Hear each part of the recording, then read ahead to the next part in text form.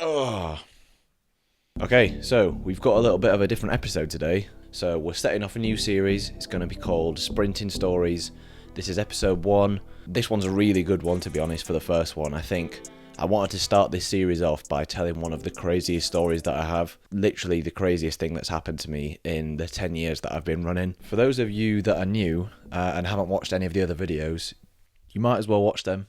It's free. Come on. Just watch them. Just watch them, come on. I've been doing a series called The Speed Operation, basically documenting all of my training leading up to the 2024 summer season, which is Paris Olympics, European Championships, World Relays, and all the other good stuff in between. The Speed Operation is just going to carry on as normal. I'm going to be releasing the next episode of that next week. So without further ado, we're going to get into it. I'll tell the story, I'll talk you through what happened, I'll talk you through my thoughts, how everything came about, and yeah, so we'll just get straight into it. So we'll take you back to February of 2023, which was earlier on in the year. We'd been training throughout winter. I'd been doing something similar to what you've been seeing the first few episodes of the Speed Operation. I've been training hard, coming off the back of my quickest year ever. I'd run 20.2 in the 200, 10.2 in the 100. I'd been to the World Championships, made the semi-final. I was running consistently quick times all year. And I'd had about 3-4 months of solid training. This was one of those times where things that can happen, happened. But just in a spectacularly bad way. In fact, you know what, so I have to take you back to December of 2022 where this whole thing kind of kicked off. I started off with a grade 2 Soleus tear, which kind of set me back about 5 or 6 weeks. So I was injured from December up until probably the start of February, probably late January to be honest, but we came back from that, rehabbed it for a couple of weeks, and by mid-February, for some reason I was just absolutely flying in training. Even though I'd had 5 weeks out with an injury, I came back and I was just like, whoosh. It was probably a combination of a lot of strength work that I was doing and just making sure that I was in really good shape with my fitness. So I was making sure my endurance was on point, all my gym work was really good. So when I came back onto the track, it took a couple of weeks to get used to running again, but when we was there, I was ready to go. So a couple of weeks after that, we had our time trials in training. So every so often in training, we have some timing gates on the back wall, and we'll run 60 meters. We'll get some segmented splits, so the first 30 and the second 30, and we'll put it together, get a 60 meter time trial. So my previous best on these timing gates was 6.59. This is excluding reaction time, so it's not the same as being in a race, but we normally had about 2/10, I would say. We had about 2/10 onto that time to estimate what we'd run in a race. Prior to doing this test, my PB was 6.59 on the timing gates. Bearing in mind I'd had 5 weeks of basically not running, I was just doing S&C work. I came back, did 3 weeks of running work, and I ran 6.43 on the timing gates, which was just mind-blowing to me. I couldn't believe it. So I'd taken a tenth and a half off of my 60 meter time. So I was like, right, let's go. I wish I had a chance to race, but it was too late for me to enter any individual races, and the only race that we had left was a relay race. This was at a competition called BUCS, or the British University Championships, which is held every year. They have an outdoor and an indoor one. This one was the indoor version because it's February, indoor season. So I entered for the 4x200 relay. Even though it's just a relay race, you still get splits. So I would have got a split time for my 200. And since I'm on the first leg, we'd have a bit of an indication of where I'm at. I was just due to run the final of the relay. So we're there now. I'm warming up. We've got to probably 55 minutes into the warm-up. I normally take about an hour to warm up. And it's about 5 minutes before we're due to go to the call room, which is where we get our numbers and spikes checked. So we're literally 20 minutes before race time. So I was going to do a practice exchange with my teammate. And as I was running into him with the baton, we do a good exchange. The baton goes through.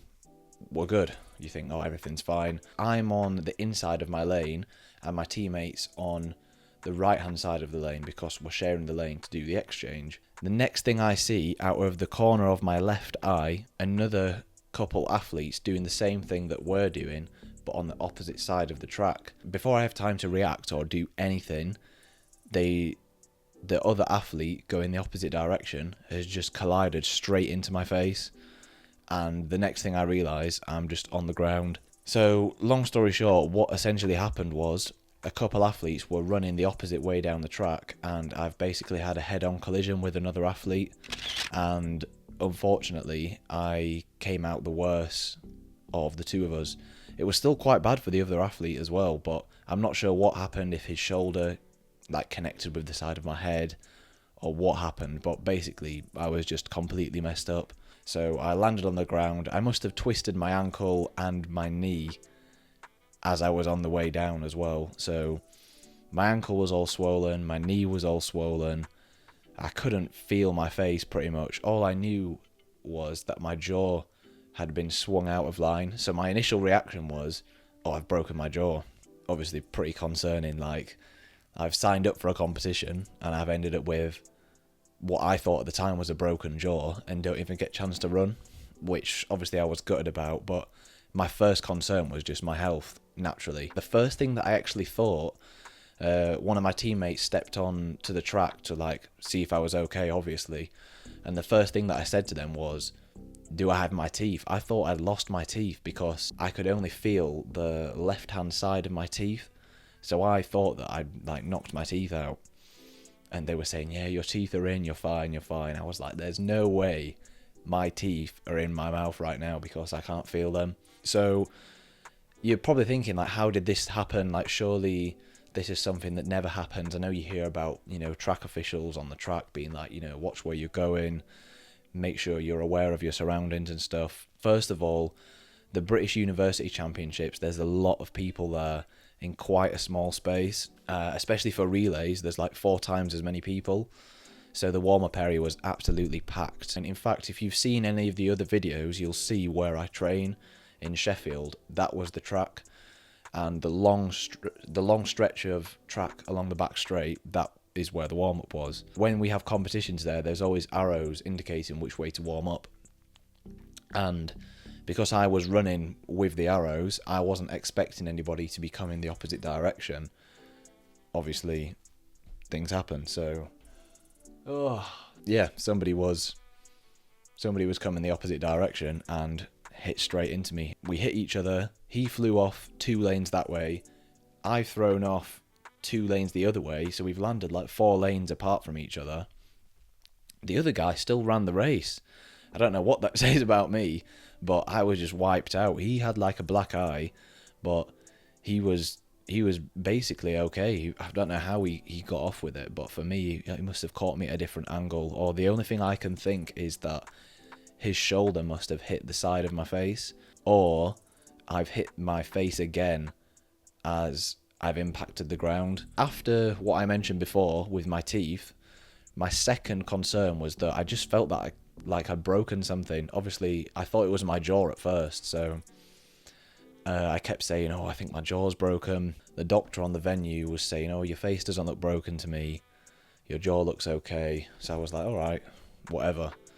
So basically, we went home. I ended up limping home because obviously I've injured my knee and my ankle as well. But at this point, they were just insignificant. So I just basically went back home. So I think our team ended up finishing 3rd in the race, and we ended up getting disqualified for a lane infringement. So the whole weekend was just an absolute disaster. So the competition as a whole was just shocking. The next few days after that was when the whole ordeal came out. I started to realise the severity of the situation. I struggled to sleep that night because of all the swelling in my face. My black eye starting to come out, all the swelling on this side of my face is coming out. I wake up the next day and I feel bad, but because I've been told that everything should be fine, I think I started lying to myself a little bit. So I went about my normal day as best I could. I wasn't really doing much the day after. I was just kind of in the house. I was struggling to eat as well because I couldn't really open my mouth or anything, but I just thought, oh, once the swelling goes down, it'll be fine. So I spend 24 hours at home doing not much, feel bad, but kind of think, oh, you know what, I'm sure it'll be okay. I wake up on the second day, so this is probably 36 hours after the incident, and I just feel so much worse. I think it's because the painkillers wore off. So on the second day, I was just like out of my mind, so much pain.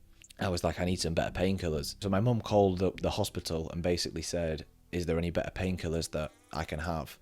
And they recommended, well, she explained the situation, said, is there any better painkillers that I can be taking because I'm in a lot of pain? And they basically said, you should probably come into A&E and see what we can do, because she'd explained the situation to them and they kind of thought, oh, it might be a bit more serious. So we go into A&E, we sit there for an hour or two, and they decided to send me for a couple x-rays just to, like, in what I thought was just to double check everything over. I was like, x-rays, whatever, just going to show a bit of swelling. This is when everything came out and the situation just became real. They came back after about an hour and a half, and they was like, the x-ray scans are back, there's some bad news. Basically, you have quite a few fractures in your face.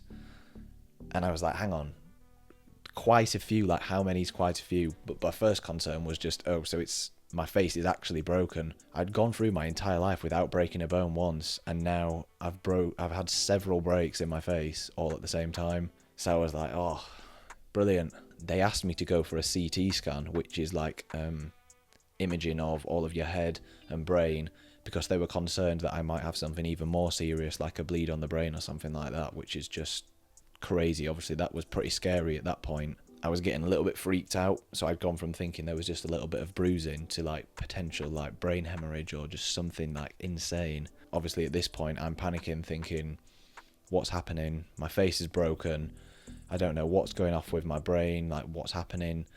I might need emergency surgery at this point, is what we were thinking. They eventually came back and said, luckily the CT scan came back fine, there was nothing, there was no internal bleeding or anything like that. So that was the biggest worry kind of out of the way. But we left the hospital obviously concerned, because I think it came out that I have 5 or 6 fractures if you include the fracturing of my sinus wall. I'll pop up the x-ray scans over the screen now. But yeah, there was 5 fractures, and then I think I ruptured the sinus wall on the left hand side as well.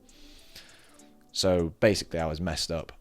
Went back home, I've been given some better painkillers, and they'd booked an appointment at a different hospital for me to be checked out professionally and to get a plan going forwards as to what's going to happen with me over the coming weeks. I get checked out by an eye specialist because their first concern was that I'd done some kind of damage to my eye, whether it be like a detached retina or something like that. Basically, I think they were just worried that the impact of my eye had caused some kind of damage to my optical nerve. Luckily, I've not had any issues with my eye, apart from a little bit of bruising initially, and all bloodshotting and stuff like that, but nothing affected my vision. A lot of it was quite lucky. You know, when I think about it now, I'm starting to realise like how lucky I actually was, because the hospital were pretty concerned about it before they checked everything over. After we'd been through all these scans, they basically said it's 50-50 whether you're actually going to need facial reconstructive surgery, because I'd fractured my cheekbone in 2 places at the top and the bottom. I'd fractured the bottom of my eye socket and the side of my eye socket, and I think there might have been another like hairline fracture somewhere in my cheek as well, and then the sinus wall. When you rupture your sinus, it creates a space, and that space pulls up with blood and creates so much pressure in your head. So I wasn't allowed to sneeze, which is like, how do you not sneeze? But I was told you're not allowed to sneeze or blow my nose for 3 weeks, which I managed to do. Don't know how I managed that, but yeah. I wasn't really allowed to eat any solid food. It took me overall it probably took me about 10-12 weeks to like actually be able to eat properly again. I had to learn how to eat again, because none of the muscles in my jaw were working properly. The main one was that I had a lot of nerve damage in the left-hand side of my face. Basically, what came from it was I would have to return when all the swelling had gone down, which took about 3 weeks, and they would reassess whether I actually needed surgery on my face to fix the issue, because I had a displaced fracture in my cheekbone, and they wasn't sure if it was going to go back to the way it was or not. And the other main issue was the nerve damage in my face, because as I cracked this cheekbone, as your cheekbone cracks, it pressed, I don't know the name of the nerve. If I can remember, I'll put it up on the screen. But basically, on the left hand side of the face, there's a nerve that supplies the face with feeling, and where I cracked my cheekbone, the bone then pressed on the nerve and damaged the nerve. Luckily, it didn't sever it altogether, otherwise the left hand side of my face would have been finished, but it just kind of damaged the nerve a little bit. So I basically had a strange sensation in all the left hand side of my face, and I couldn't feel my teeth only on the left hand side, which is why I had the problem before where I thought I had missing teeth, because I couldn't feel them, but it was because of the nerve damage. So they said that might take up to 12 months to fully recover. Obviously, I'm telling the story now, we're only probably 8 or 9 months down the line. I'm recording this in November, so the only issue that I still have is I still have a bit of a strange sensation on the side of my head when I touch it, but I have full feeling and everything, and I can eat normally, I can feel my teeth, I can feel my face. So anyway, we went back after 3 weeks, and they said, look, it's up to you. Obviously there's massive risks with having surgery anyway, and they was like, if you're happy with it the way it is, you don't have to have surgery, but if you really want it, we could do it. And I was like, you know what, it was marginal what they were going to do, and they said that it was going to be 6 weeks of recovery time for the surgery, and I'd already spent at this point probably 4 or 5 weeks doing nothing. So I said, forget the surgery, I'm fine with it the way it is. It's very minimal difference once it fully heals up. So I was like, forget it, I don't have 6 weeks to waste. Like, I've got a track and field season to run, I don't want to be off my feet for another 6 weeks. I've already lost a lot of time, so I was in full on like rehab mode. Like, let me just get back at this point, because I was already so restless from not being able to train. So that was all done, and the next phase was just the aftermath of the injury. I'd finally got over the injury itself. I was dealing with the consequences of it, like the nerve damage. After all that ordeal had been over and done with, I realised that I've actually injured my knee and my ankle as well. My ankle took probably like 10 weeks to get back to 100%, which was pretty annoying. And then all the pressure in my head that had built up from the accident basically took 10 to 12, probably 12 weeks to fully disappear. So it was like a 3-month ordeal altogether, and the season started in May. So we got from a stage where normally I'd have 3 months of preparation in between indoor and outdoor season. I basically had 2 months of pretty much no training at all, and the problem with this was I couldn't even train in the gym because of the pressure in my head. I couldn't even do any exercise whatsoever until all the blood had drained from my sinus. I wasn't allowed to do anything, which was like so frustrating.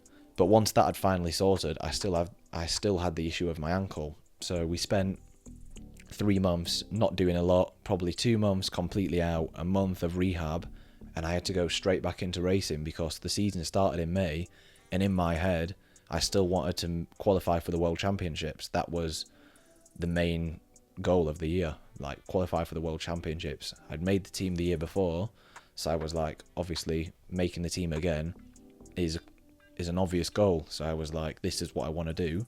But I was like, it's still possible, so we have to go for it, otherwise there's nothing left to fight for in the year. That's what I wanted to do. So I just opened up in May. I did my season opener. It was way below par, to be honest. It was at least half a second down on where I was expecting to be for the start of the year, so it kind of messed me up. I think I opened my season with a 21.11, I believe, 21.11. Even for my season opener standards, normally I open up relatively slow in terms of where I end up by the end of the year. It kind of dawned on me at that point that I was in kind of big trouble for the year. Already at several points throughout the rehab process, I was kind of thinking this year might be over before it even starts. Probably a couple of days after the accident, I was already thinking this could be the year over already. especially if I had to have surgery. That was like the decision that I had to make. I think if I did opt to have the surgery, that would have been the year over. So I said to myself, let me just at least try and have a year. Moving forward from that, May was kind of me coming back into it. My ankle was probably at about 90%, but we were rehabbing it as we went along. I had to get some kind of running work done, as well as like training in the gym. Like, that was such a massive thing. The two biggest things that I noticed when I came back was, one, all of my power was just completely gone, because I wasn't able to run or lift. So that was a massive problem. And then the second problem was tied into the first one. It was the fact that the timing of the injury meant that by the time I'd recovered from it and I was actually able to train again and lift again and do the things that I need to do to prepare, we was at the wrong stage of training, because I had to come out and race, show my face, try and run qualifying times, try and win competitions, which meant that I couldn't actually do all of the hard training that I needed to do to get back where I needed to be. From February till the end of the season, which for me was like August, I was just under immense time pressure. Probably for the first couple months of the season, that really weighed on me, because my performances were just below what they should have been. And that's why I'm a massive advocate for strength and conditioning training now. Because I wasn't able to train in the gym, that had just as much of an impact as me not being able to run. Because the injury that I had before that, which was my Soleus injury, if you remember, I had 5 weeks out. So 5 weeks out, I didn't run for 5 weeks, but I was able to lift in the gym. So I was super strong. I was doing bike sessions, so my endurance was there. Once I came back, I just needed a little bit of tuning up, a bit of sharpening up on the track. Within 3 to 4 weeks, I was basically better than when I got injured. And really, that's what the rehab process is supposed to be. You're supposed to be able to get back to where you were and better by the time you finish the process. So having that information from the previous injury, this accident showed me that it basically just confirmed my suspicions of my thoughts on S&C, that it has a massive impact, especially for me personally. I know it's kind of different for everybody, but it had a huge impact on my performance. I really struggled that year. I basically never got back to the strength that I was a couple weeks before the accident, and same with sharpness. I think I started doing competition after competition just to try and race myself into shape, which I've been able to do before. And whilst it kind of worked, it didn't work to the degree that I was hoping it was going to work. I ended up running my season's best out of lane 1, and I ran 20.44, which was only 0.2 away from my PB, and probably if it was in a better lane it would have been in and around my PB, which was actually great considering that I'd opened up the season like 3/4 of a second slower than that.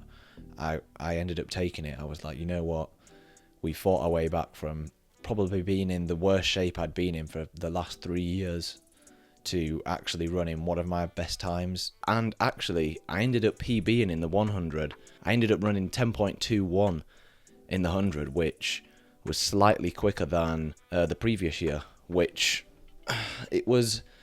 The only thing I can say about the 100 is I feel like my PB wasn't really fully up to date from the year before, because I'd not ran too many 100s. So although I PB'd, it still wasn't as quick as what I wanted it to be. But overall, we managed to salvage a pretty decent year, considering the really bad circumstances at the start of the year. So summarising everything that happened, essentially, I went from a Soleus injury in December, right at the end of 2022, to a full recovery. I was in the best shape of my life. February, the craziest accident that's ever happened to me, went from being in really good shape to potential surgery. From February to late April was just recovering, rehab process, and then from May till August was the season. So I had to do probably about 6 weeks of racing without feeling like I was really performing well. But we managed to get back somewhat in the end. Ugh. So the whole thing was just absolutely mad. Not ideal is what we'll say. What I will say is that I learned a lot from the experience. Being able to come back from this has just kind of reinforced to myself that no matter what happens, there's always a way back. What I would say, if anybody's going through anything similar, is to just be really particular about your rehab. Take your time, don't rush to get back, because all you end up doing is just setting yourself further back when you try and come back too soon. if we summarize everything, I think the main lessons that I learned from this were to take my time, in terms of don't put time pressure on myself, don't feel the time pressure from external things. It's okay to change your schedule. Everyone has a plan at the start of the year, and I feel like that constantly changes, and when something like that happens, you have to be open to changing your plan. Maybe there's a competition that you wanted to go to and now you have to set it back, or there's a certain time you wanted to run by, let's say the second or third race in. Sometimes you have to change those plans. As long as you get where you need to get by the end of the year, it's fine. The second one is make sure that you're very thorough with all of your rehab. So don't rush anything, don't cut corners with your rehab. Even if it takes a few extra weeks, just do it. I know it's boring, but you'll thank yourself for it in the long run. And the final thing that I take from it is that realizing athletics is a really long game. There's no quick fix to anything.